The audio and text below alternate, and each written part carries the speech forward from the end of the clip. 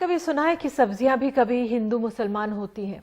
पहले नहीं होती होंगी, लेकिन शायद अब हो गई हैं। यूपी, दिल्ली और एनसीआर से तमाम हिस्सों में मुस्लिम सब्जी वालों को भगाया जा रहा है। आधार कार्ड में उनका नाम देखकर सब्जी खरीदी जा रही है और कई जगह हिंदू ठेले वालों की पहचान बताने के लिए उनके ठेलों पर भगवा झंडे बांध दिए गए हैं।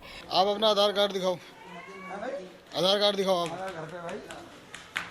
अभी मैंने आपसे टॉप फ्लोर से पूछा आपके पास आधार कार्ड है, आपने मेरे से कहा आधार कार्ड है मेरे पास। हाँ है, तो घर पे है। तो मेरे भाई साहब आपको साथ लेकर चलना पड़ेगा ना आधार कार्ड। आप इससे प्लीज जरा गली से बाहर चलिए। मैं चौथी मंजिल से नीचे उतर के आया हूँ ना, गली से बाहर चलिए आप अपना आधार कार्ड लेकर आएंगे तो कहना हम कहते गलियों में सब्जी बेचेंगे। गोभी, टमाटर, लौकी, कद्दू। इस देश में ऐसा कोई कानून नहीं है कि सब्जी वाले को आधार कार्ड दिखाना जरूरी होगा और ना ही आम आदमी को यह अधिकार है कि वो सड़क चलते लोगों से आधार कार्ड तलब करे। देख तेरे संसार की हालत क्या हो गई भगवान, देख तेरे संसार की हालत क्या हो गई भगवान। कितना बदल गया इंसान, कितना बदल गया इंसान।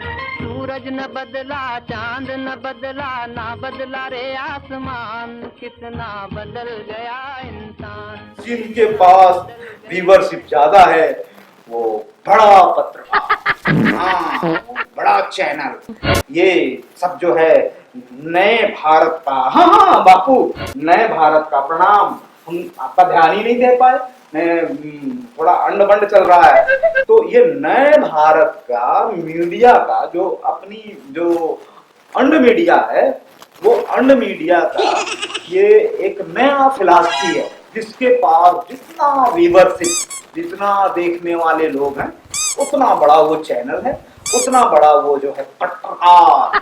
हाँ, ये रात दिन इस तरीके की नफरत की खेती करते हैं, एक एक चीजों को ढूंढते हैं, एक एक ऐसे टोपी वालों को, दाढ़ी वालों को, टीका वालों को, माला वालों को, कंठी वालों को, कहाँ कहाँ से गली कूचे से, पहाड़ों से, नदियों से, घाटियों से ढूंढ करके लाते हैं, स्टूडियो में बैठा करके कितना गजब का डिस्कशन कराते, कितना गजब का डिस्कशन कराते हैं। अरे बापू, ये स्थिति हो गई है ना कि जो नेशनल ज्योग्राफिक चैनल है, जो जानवरों की लड़ाई, जानवरों के जीवन के बारे में जो दिखाता है ना, वो जो है आजकल फेल हो गया है, उसका व्यूअरशिप कम हो गया है। ये जब से आदमियों के लड़ाने वाली बातें जब से करने लगे हैं ना, तब से देखिए इस चैनल का बल्ले बल्ले हो गया, बल्ले बल्ले, करोड़ों व्यूअर जो है एकदम से रात दिन टाइट रहते हैं। मजाक नहीं है, सब चीजें जो है ये इंटरनेशनल अवार्ड लेकर के गले में टांग के घूमने वाले लोगों को समझ में नहीं आएगी। बापू आज तो गजब हो गया। जो चौथे माले पे जो अपना अंड भक्त रहता है, बहुत बौखलाया हुआ है, बहुत बौखलाया हुआ। वो कह रहा था कि नीचे से जो है, नीचे से कोई आदमी आकर के, वो मोहल्ले के लोग जानते हैं कि चौथे माले वाला अंड भक्त है, तो उसको लोग छेड़ते हैं। किसी ने नीचे से कहा, अबे ओ अंड भक्त। अंड भक्त बेचारा घर में कुछ काम कर रहा था। आजकल उसका काम है रात दिन टिब्बा देखना, तो टिब्बा वो देखता है। तो जैसे ही अंड भक्त नाम बोला गया, वो तुरंत टिब्बा छोड़ करके अपना दौड़ा, जान गया बालकनी में कुछ होने वाला है। तब तक से जो उसने बोला, नीचे से बोल दिया कि भाई वो अंड भक्त, जब तक साले तू रोटियां गोल गोल बनाना नहीं सीख लेता, तब तक ये लॉकडाउन खत्म नहीं होगा, तेरे बाबा ने बताया है। जल्दी से रोटियां गोल गोल बनाना सीख ले। अब देखिए, यही गड़बड़ी है। बेचारा घर में क्या कर रहा है, क्या नहीं कर रहा है, ये मोहल्ले के लोगों को बताना जरूरी है। तो उसने क्या किया कि अब उसी बालकनी में जा करके अभी से वो कह रहा है कि कौन हमसे रोटी बनवा रहा है बे, कौन रोटी बनवा रहा है बे, कौन बोला बे, यही सब कर रहा है। वो बालकनी से झाग फेंक रहा है। ये अलग तरह का अंड भक्त। एक अंड भक्त को मैं बोला कि आज तो तोरे बाबा आए थे यार टीवी पे, वो बोले कि अंड भक्तों को अब जो है 3 मई तक सोना फ्री है। उसने कहा कहाँ मिलेगा गुरु? हमके घर में अंध भक्त को जब मैं बोला कि आज बाबा के दर्शन हुए, कांग्रेचुलेशन, भड़क गया। कहा कि कांग्रेचुलेशन का जमाना चला गया, 70 साल में उन लोगों ने बर्बाद किया है, अब भाजपा चुलेशन। हाँ, बलवा जलवा पलटन, भाजपा चुलेशन, ये बोला कीजिए। नॉलेज की बात है बाबू। इस समय कोरोना ने, ये कोरोना की एक बहुत बड़ी उपलब्धि है। कोरोना ने भारत में, आपके इस महान भारत में सतयुग ला दिया। सतयुग, रघुकुल वाली सतयुग। हम लोग सतयुग में जी रहे हैं। इस समय रात और दिन, मतलब सुबह और शाम, रामायण, वो सीरियल रामानंद सागर वाला, वाल्मीकि जी वाला नहीं, वो रामानंद सागर एक नए वो, तो उनका वो चल रहा है रामायण। एक अंध भक्त जा रहा था, मैंने कहा कि बड़ा तेजी में हो भाई, क्या बात है, आओ थोड़ा सा, कोरोना है तो क्या गेट के बाहर से ही चाय पी लेते हैं। बोला कि हाँ बताइए अब क्या करना है, क्या कह रहे थे आप? तब हम कहे कि यार रामायण देख रहे हो, कुछ फायदा वायदा भी है, सीख। रामायण हम ही को नहीं, दुनिया को सीखना चाहिए, तमाम लोगों को सीखना चाहिए। रामायण ऐसा एक सीरियल है, ग्रंथ नहीं बोला, सीरियल बोला। हाँ, ग्रंथ हम लोग बोल देते हैं, आ जाता है जवान से। वो बोला कि रामायण एक ऐसा सीरियल है जिससे हमको सीखने के लिए बहुत कुछ मिलता है, तमाम चीजें मिलती हैं। मैंने कहा कैसे? उसने बताया बापू कि पहला चीज तो ये जो सतयुग रामायण सीरियल से आया, कोरोना के इस प्रचंड प्रकोप के बीच में सतयुग आया रामानंद सागर जी के रामायण। और इस रामायण से जो संदेश, जो प्रभाव, जो सीख मिला, उसको पनौती बाबा हमारे जो हैं, जो महान तांत्रिक जूनागढ़ पहाड़ी के, उस पनौती बाबा ने पहले अप्लाई किया, सीखा उसको, सारी चीजों को। रामायण एक एक चीज सिखाता है, उसने सीखा। और उसने कहा कि इस रामायण से, रामानंद सागर के रामायण से एक सीख जो मिलती है वो ये कि आदमी को प्रैक्टिकल होना चाहिए। प्रैक्टिकल, ये बड़ा बड़ा शब्द है, प्रैक्टिकल। प्रैक्टिकल होना चाहिए। तो प्रैक्टिकल होने का उसने एक उदाहरण तुरंत पेश कर दिया, रामायण होने के पहले पेश कर दिया। वो पेश कर दिया मध्य प्रदेश में। उन्होंने लंका कांड बाल कांड के पहले ला दिया। हाँ बापू, रामायण को यूं धोबिया पाट मार के पलट दिया। बाल कांड के पहले लंका कांड ला दिया। विभीषण एक खोजा मध्य प्रदेश में, और वहां के राजा को कर दिया। हाँ, जो बापू वो अंध भक्त बड़ी रहस्यमय चीजें बता रहा है रामायण के बारे में, मुझे भी नहीं मालूम। उसने कहा कि हम लोगों की मैथोलॉजी के हिसाब से, मतलब उसकी मैथोलॉजी अंध भक्ति वाले मैथोलॉजी के हिसाब से, जब व्यक्ति आखिरी सांस गिन रहा होता है, मरने वाला होता है, तब जो है उसको रामायण और महाभारत सुनाया जाता है। तो उसने कहा कि बाबा ने ये सोचा कि देश के लोगों को उनका कोरोना ने क्या कहें हम, तो ऐसी स्थिति में जो है इनको रामायण सुनना ही नहीं, देखना भी बहुत जरूरी है, क्योंकि ये आखिरी समय हो सकता है किसी का भी। उसी अंध भक्त ने मुझे ये भी बताया, और मैं ये दुनिया के मैं करोड़ों अंध भक्तों को, तो ये अंध भक्त हैं, उनको बताना चाहता हूं कि उस अंध भक्त ने बताया कि सारी चीजें हमारे इस रामायण में है। ये जो रामानंद सागर जी के रामायण में जब आप देखेंगे तो आपको मिलेगा कि दुनिया में पहली बार यदि कोई क्वारंटाइन में गया तो वो है केकई गई क्वारंटाइन में। हाँ, ये इतिहास में दर्ज है, नासा वालों ने बताया, नासा वालों ने नासा वालों ने बताया कि क्वारंटाइन में पहली बार केकई गई और इसलिए अयोध्या में जो केकई का कोप भवन है उसको पवित्र क्वारंटाइन कोप भवन में एक दिव्य मंदिर बनना चाहिए। ये नासा वालों ने बताया कि पहली बार कर्फ्यू पूरी दुनिया में लगा अयोध्या में। और इसका प्रमाण है प्रभु श्री रामचंद्र जी के राज्याभिषेक के पहले महाराज दशरथ ने कर्फ्यू लगा दिया, जिसके कारण भरत और शत्रुघ्न वो अयोध्या नहीं आ पा रहे थे। हाँ, ये सारी चीजें हैं रहस्यमय चीजें, वो नहीं आ पा रहे थे। देखिए, ये सारी चीजों के बारे में दूसरे लोग दूसरी नजरिया रखते हैं कि दशरथ इसमें पॉलिटिक्स कर रहे थे, षड्यंत्र कर रहे थे। नहीं, सब बातें नहीं। वो कर्फ्यू लग गया तो लग गया। अब राजा का बेटा हो चाहे रंक का बेटा हो, वो घुस नहीं सकता। तो ये इस तरीके का एकदम टाइट कर्फ्यू लगाया था उन्होंने। धारा 144 का आविष्कार उसी समय हो गया था। ये बाद में अंग्रेजों ने ढूंढ करके इसमें डाल दिया अपने और अभी तक चला आ रहा है। 144 उसी समय का है। तो ये पहला कर्फ्यू और पहला क्वारंटाइन केकई जी का मैं बताया, वो भवन वाला वहां मंदिर बनना है। और तीसरी बात, रामायण जब आप देखिएगा तो उसमें दिखाई पड़ेगा कि पहली बार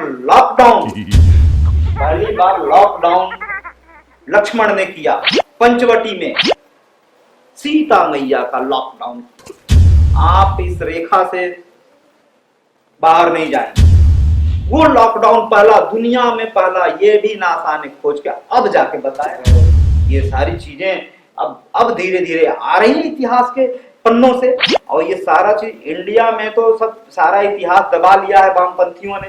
ये सब सही चीजें बताते नहीं। नासा वाले खोज के इन सारी चीजों को बता रहे हैं। सब लोगों की आंखें खुल रही। उस भक्त ने मुझे एक और रहस्यमय चीज बताया, और वो रहस्यमय चीज ये था, सारी बातें वो नासा से ढूंढ करके लाया है, हाँ, उसके वेबसाइट से। उस भक्त ने मुझे बताया कि संक्रमण का पहला मामला अयोध्या में ही हुआ था। आप देखिए रामायण सीरियल, ध्यान से देखिए। जब केकई क्वारंटाइन में चली गई तो महाराज दशरथ को क्या जरूरत था जाने का, लेकिन पत्नी भक्त थे, चले गए। जहां पत्नी का सुने कि वो जो है क्वारंटाइन में चली गई तो हाल चाल पूछने धमक गए। वहां से उनको संक्रमण हो गया।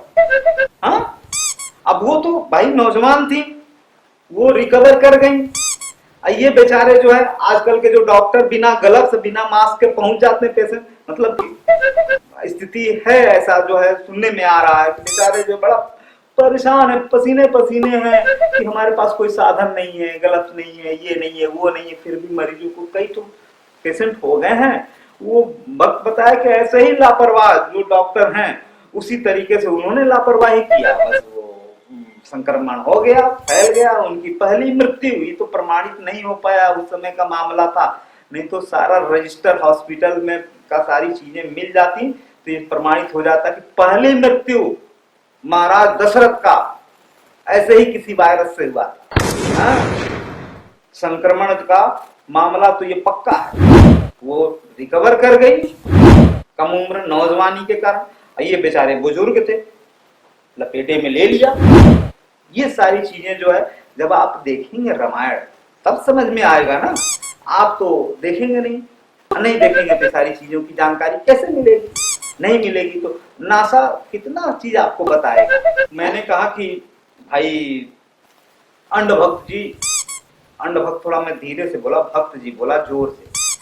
अंड जो है ना थोड़ा धीमे बोलना पड़ता है इन लोगों से बात करते हैं। अब भक्त जो है थोड़ा जोर से बोलने से खुश रहते हैं। तो मैंने कहा अंड नहीं, उल्टा हो गया। मैंने कहा अंड भक्त जी, ये आपको जानकारी कहां से मिला?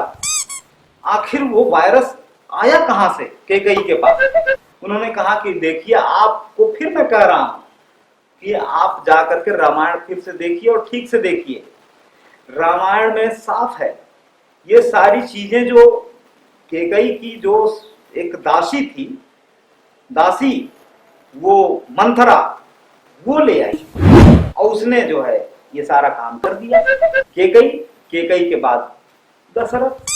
ऐसी तरीके से ये फैलता है वायरस जो है। हाँ, अब ये आज के लोग भी बता रहे हैं और रामायण में भी आप देख ही रहे हैं सारी चीजें जो है कैसे एक के बाद घटनाएं चलती चली जा रही हैं। इसको समझिए आप जो है। और रामायण में एक से एक सारी घटनाएं, पहली बार उसमें ये दिख रहा है, पहली बार यदि कोई जो है आया हमारे इस देश में बदमाशी करने, शरारत करने, तो वो है फॉरेनर रावण। हाँ, और पहली बार कोई यहां से फॉरेन गई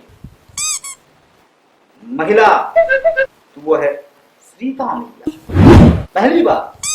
ये बात और है कि वो अपहरण करके ले जाई गई, लेकिन जो है सीता मैया ही पहली वो महिला भारतीय थी जिनका कि अपहरण मतलब वो फॉरेन गई। हाँ, ये सब चीजें नासा खोज के आज बता रहा है। उस अंध भक्त ने मुझे ये समझाया कि आप रामायण में देखिए और उसे समझने की कोशिश कीजिए कि जब देश में, समाज में महामारी फैली हो तो मांस मछली नहीं खाना चाहिए, एकदम वर्जित नहीं खाना चाहिए, बच के रहना चाहिए। लेकिन मती मार जाती है? अब महिला मोह के उसमें पड़ करके वो अपनी पत्नी के कहने में आ गए और चल दिए जो है उधर गए हिरण को मारने और इधर ये गायब इनकी बीवी। ये सब चीजें हैं, नहीं करना चाहिए ये सब चीजें। अब फिर हिरण के चक्कर में क्यों पड़ गए? अब पड़ गए तो भोगो, वही हुआ। ये सब कहां से सीखेंगे आप? रामायण से। आप देखा कि जो अंध भक्त है उसने मुझे ये भी बताया कि नासा ने एक नया रिसर्च लोगों के सामने रखा है और उसको बड़े बड़े विद्वानों ने एक्सेप्ट किया है कि ये सारी चीजें बिल्कुल सही हैं और इंडिया के लोगों को मालूम ही नहीं। उसने यह बताया कि दुनिया में पहला थर्मल स्क्रीनिंग सीता मैया का तब हुआ था जब प्रभु राम लंका पे चढ़ाई करके रावण को वध करके और जब सीता मैया को पाए तो उसका पहले थर्मल स्क्रीनिंग किए। और चूंकि वाल्मीकि जी टेक्निकल आदमी नहीं थे, उन्होंने उसको अग्नि परीक्षा लिख दिया। तो उसको अभी तक लोग अग्नि परीक्षा ही समझ रहे हैं, लेकिन नासा वाले ने बताया, नासा के वैज्ञानिकों ने बताया कि पहला थर्मल स्क्रीनिंग सीता मैया का प्रभु राम ने किया। और हुआ क्या, उसके बाद ये लोग अयोध्या आ गए, थर्मल स्क्रीनिंग में सब ओके।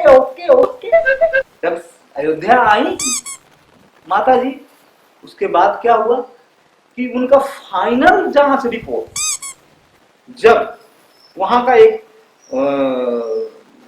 जो साइंटिस्ट, लैब साइंटिस्ट था, उसने बताया कि नहीं सीता मैया तो पॉजिटिव आ गई। अब क्या होगा? तो देशभक्त प्रभु ने निर्णय लिया कि नहीं, देश के हित में, राष्ट्र के हित में, हम राष्ट्रवादी हैं और राष्ट्र के हित में, जनता के हित में ये निर्णय लेते हैं कि हम जो है इनका त्याग करते हैं। और अपने जांबाज मेघनाथ का वध करने वाले भाई लक्ष्मण को बुलाया उनको और कहा कि इस गर्भवती सीता जी को ले जा करके जंगल में हिंसक पशुओं के बीच में छोड़ दो। इतना बड़ा त्याग खोज करके नासा ने बताया। अब सीता मैया जंगल में भटकने लगी। ये तो भला हो उस एक एसटी डॉक्टर का, एसटी डॉक्टर वाल्मीकि, वो उनको ले गए अपने हॉस्पिटल। उसको उस समय आश्रम बोला जाता था, आश्रम। तो वहां वो ले गए अपने हॉस्पिटल, वहां उनका सेवा किया, सुस्ता किया और उनको अच्छे से देखभाल किया। वहीं पर लव और कुश का जन्म हुआ। ये सारी चीजें मैंने कहा कि यार ये सोशल डिस्टेंसिंग में उधर शंभू को हत्या कर दिया गया और इधर जो है सोशल डिस्टेंसिंग में जो है वो एसटी डॉक्टर जो है सीता मैया का जो है रक्षा किया और उनका प्राण बचाया। यहाँ सोशल डिस्टेंसिंग काम नहीं किया क्या? कहा कि नहीं, मैं उसी विचार पे हूँ, लेकिन जो है वो आश्रम वाले मामले में सतयुग में वो इस तरीके के थे। एसटी में भी साइंटिस्ट थे। ये जो है चीज आप जानिए और समझिए कि किस तरीके से उस समय सारी चीजें हो रही थी और सब चीजें घट रही थी। ये आज के लोग क्या जानेंगे? बाबा ने भी अपना घर परिवार सब त्याग दिया,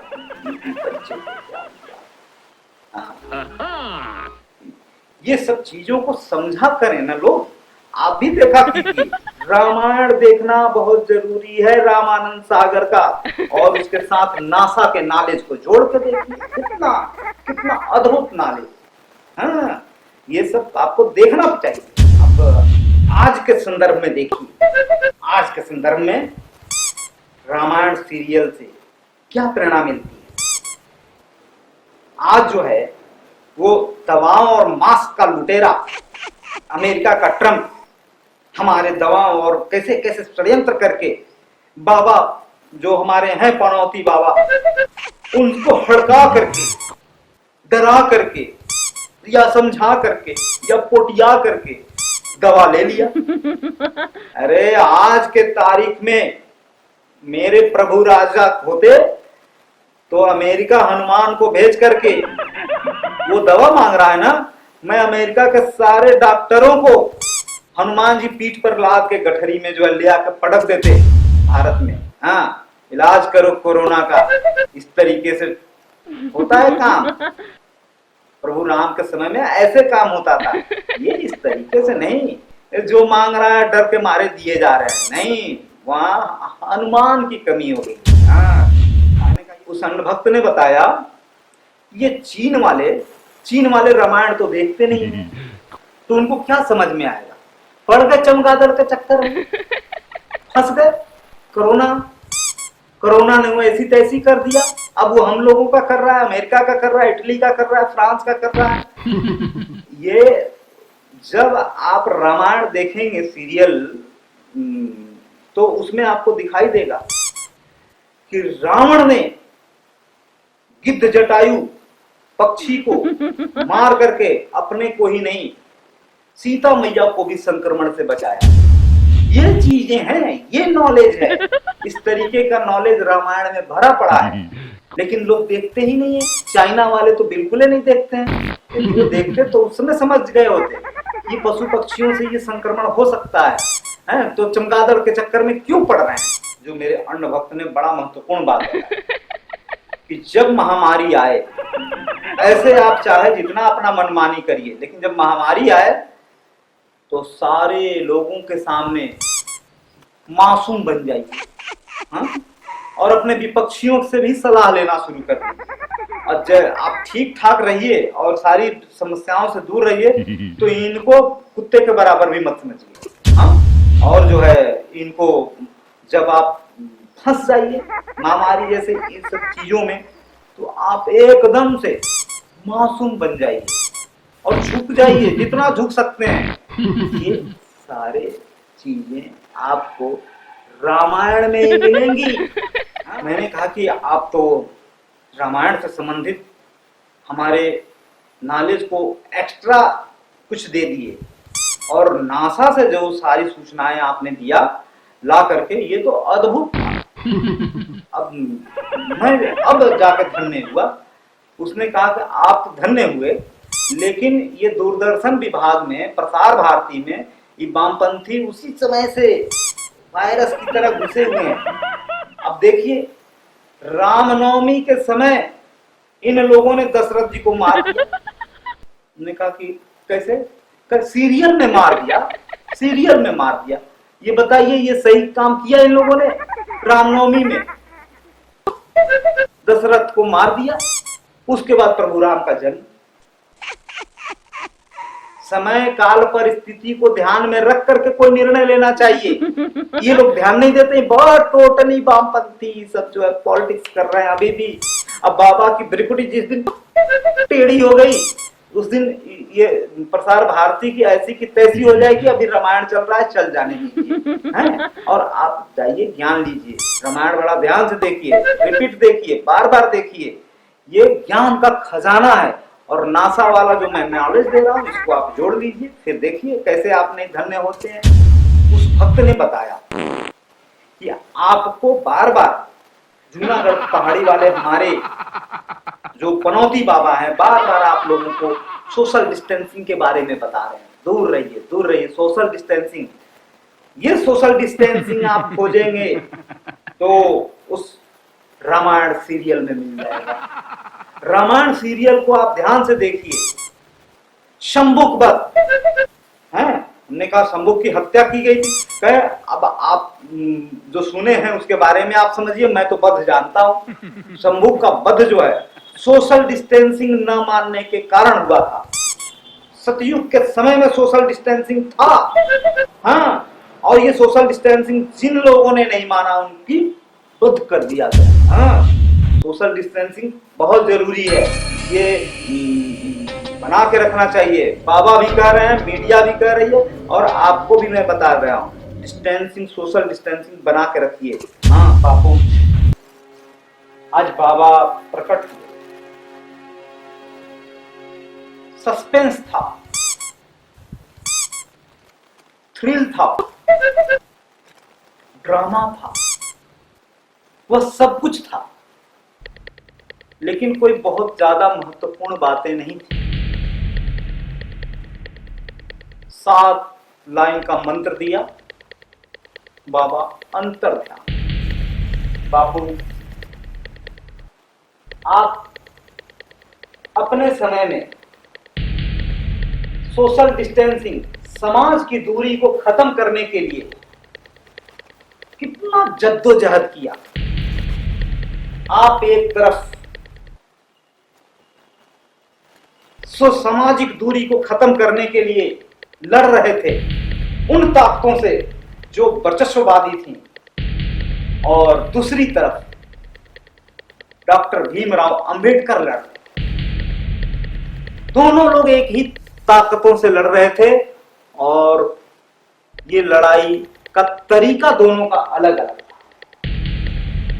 और वो भारत हमारा बन रहा था, वो भारत हमारा उस समय निर्मित हो रहा था जो सोशल डिस्टेंसिंग को खत्म करना चाह रहा था, सामाजिक दूरियों को खत्म करना चाह रहा था। लेकिन आज हम सामाजिक डिस्टेंसिंग को, सामाजिक दूरियों को बढ़ाने के लिए सोशल डिस्टेंसिंग शब्द को मान्यता हम दे रहे हैं सरकारी स्तर से, बौद्धिक स्तर से और मीडिया के स्तर से। हम फैलाए जा रहे निचले सतह तक सोशल डिस्टेंसिंग की बात की जा रही है, सामाजिक दूरियों की बात की जा रही है कोरोना के संक्रमण के बहाने। बाबू, सामाजिक दूरी नहीं होती तो आपको भंगियों के बस्ती में जा करके समाज सेवा करने की क्या जरूरत है? आप फोटो तो नहीं खिंचवा रहे थे झाड़ू लगवाते समय, अंबेडकर जी तो कुछ वैसा नहीं कर रहे थे। सामाजिक दूरियों को खत्म करने के लिए क्या सामाजिक दूरियां थी उस समय कि कुआं है, जानवर पानी पी सकते थे लेकिन मनुष्य पानी नहीं पी सकता था, ये थी सामाजिक दूरी। और आज वो सामाजिक दूरी बढ़ के यहां आ गई है कि एक मूंछ नहीं रख सकता, छोटी बिरादरी का आदमी ऊपर की ओर मूंछ नहीं रख सकता, उसकी मूंछ नीचे रहनी चाहिए।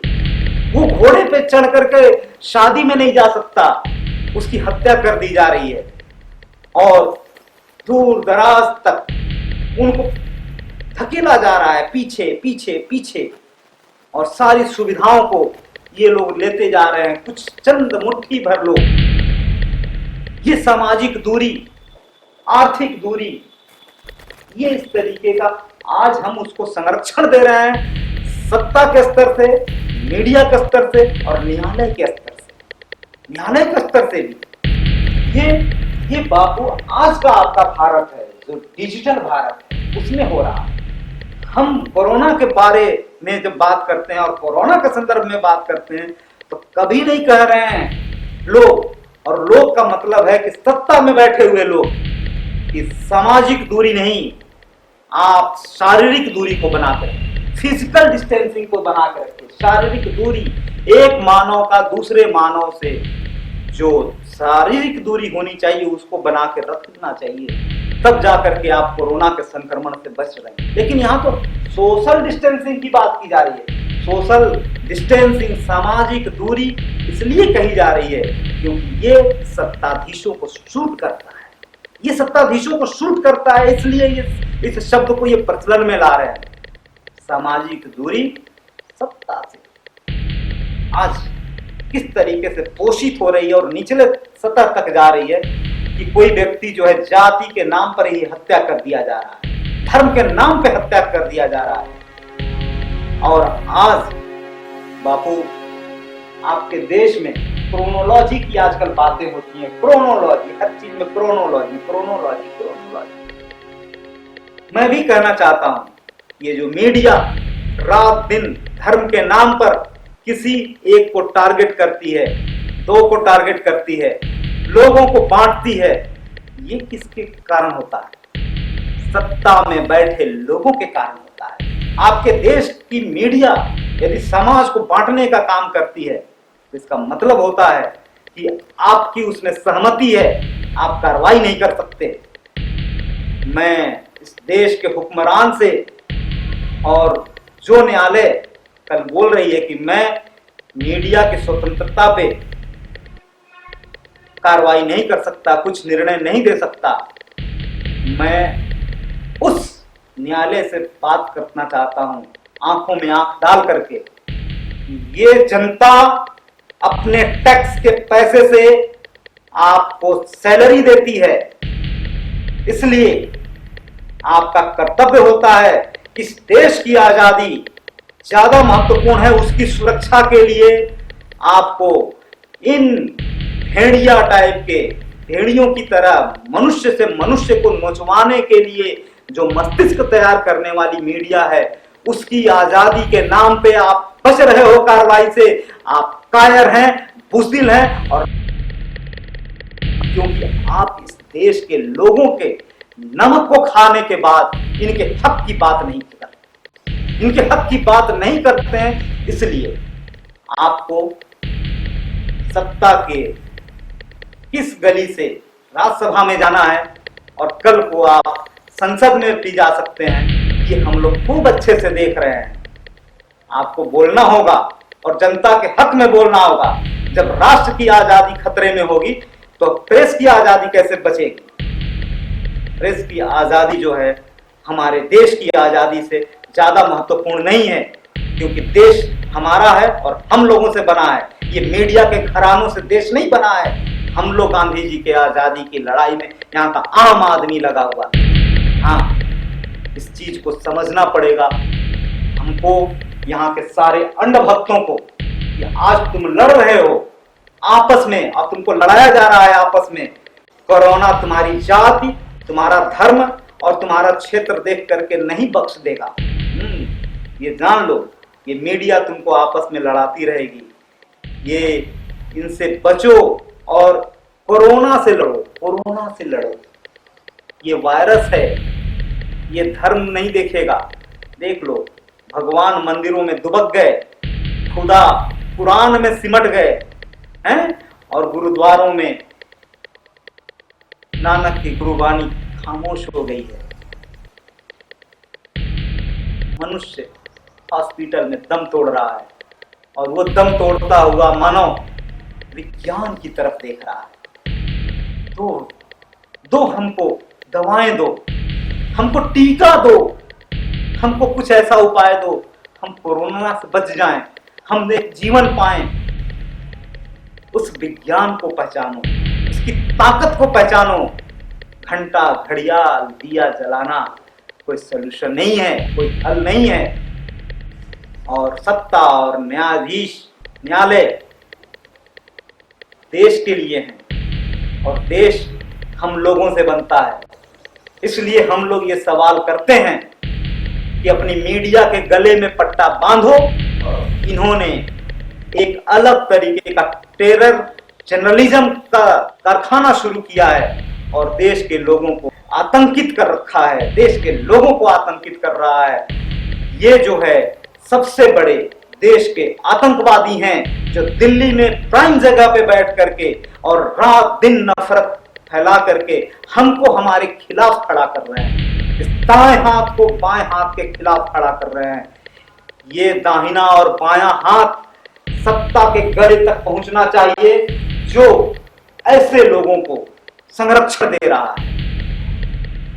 न्यायालय, कार्यपालिका, विधायिका अपनी जिम्मेदारियों को समझिए और कोरोना आपका परीक्षण कर रहा है, आपकी हैसियत नाप रहा है, आपकी औकात देख रहा है कि आप अपने नागरिकों के लिए क्या कर सकते हैं और क्या देख सकते हैं। आपको शर्म नहीं आती? इस देश के हुक्मरान और न्यायालय हमारे टैक्स के पैसे से चल रहे हैं और हमको कोरोना का जांच कराने के लिए कहा जा रहा है कि तुम अपने पैसे से जांच कराओ। उन लोगों से जो मीलों तक पैदल चल करके आए हैं, भूखे पेट हैं, आज अपने घरों के चौखट पे बैठ करके एक भोजन के पैकेट का इंतजार कर रहे हैं, उनसे आप कह रहे हो कि जो है आप कोरोना का जांच अपने पैसे से कराओ। ये इसलिए हो रहा है, ये भारत है बाबू, ये आपका महान भारत है जो डिजिटल भारत हो गया है। इस महान भारत की कार्यपालिका, विधायिका, न्यायपालिका अद्भुत हो गई है बाबू। हाँ, और वो जो है आज आम आदमी के दुख दर्द को नहीं जान रही है, वो उसको लपेट करके एक किनारे कर रही है, जिसको न्यायालय की भाषा में बोलते हैं सेटिसाइड कर रही है। और कर रहे हैं हमारे ये सारे अंधभक्त उस पे जो है तालियां पीट रहे हैं। पेट खाली है, भोजन का इंतजाम नहीं है, नौकरी का इंतजाम नहीं है, कल कारखाने ध्वस्त हैं, कोरोना ने डैमेज कर रखा है और आप उससे पहले से डैमेज कर रहे हैं। कोरोना आज है, कोरोना से पहले आप जो है संक्रमित कर चुके हैं। सारे कल कारखाने, अर्थव्यवस्था और तमाम अंधभक्तों को आपने पैदा कर दिया और उन अंधभक्तों के दबाव में आज न्यायालय भी है, आज मीडिया घराने हैं और आज सत्ताधीश भी जो है उनके साथ है, उनका संरक्षक बन करके। क्या होगा? हम एक ऐसे अंधभक्तों का भारत बन चुका है आज आपका भारत बाबू, जहां पर मुट्ठी भर अंधभक्तों के कारण पूरे देश को मूर्ख बनाया जा रहा है, पूरे देश को मूर्ख बनाया जा रहा है। और बहुत खूबसूरती से हम एक सामान्य नागरिक होने के नाते ये अपील करते हैं कि इस देश के तमाम लोगों का कोरोना से संबंधित जांच कई बार होता है, वो जांच निःशुल्क होना चाहिए और मीडिया पे पट्टा डालना जरूरी है। और वो पट्टा किस तरीके का होना चाहिए? मनुष्य से मनुष्य के प्रति खिलाफ नफरत फैलाने वाले को फांसी होनी चाहिए, क्योंकि उसी से प्रेरित होकर के वो इस तरीके का अगला आदमी हत्या के लिए प्रेरित हो रहा है, समाज दंगों की तरफ प्रेरित हो रहा है। इसलिए पहले उनको जो है फांसी दी जानी चाहिए और उनको क्वारंटाइन में डालिए मीडिया घरानों को। नहीं तो कोरोना से आप लड़ नहीं सकते, आपको हारना है और निश्चित रूप से हारना है। आप जब बचेंगे तब राजनीति करेंगे ना महाराज। महाराज आप गुफाओं से निकलिए और देखिए किस तरीके का मीडिया जहर उगल रहा है। देश बचेगा तब आप पॉलिटिक्स करेंगे, खत्म हो जाएगा कुछ नहीं कर पाएंगे। साथियों, आज बस इतना ही। हम लोग फिर मिलेंगे और द वॉइस ऑफ इडियट्स को अपना प्यार मोहब्बत देते रहिएगा और हमें फीडबैक भी देते रहिएगा। अंधभक्तों को मेरा नमस्कार, आप लोगों को भी नमस्कार। धन्यवाद।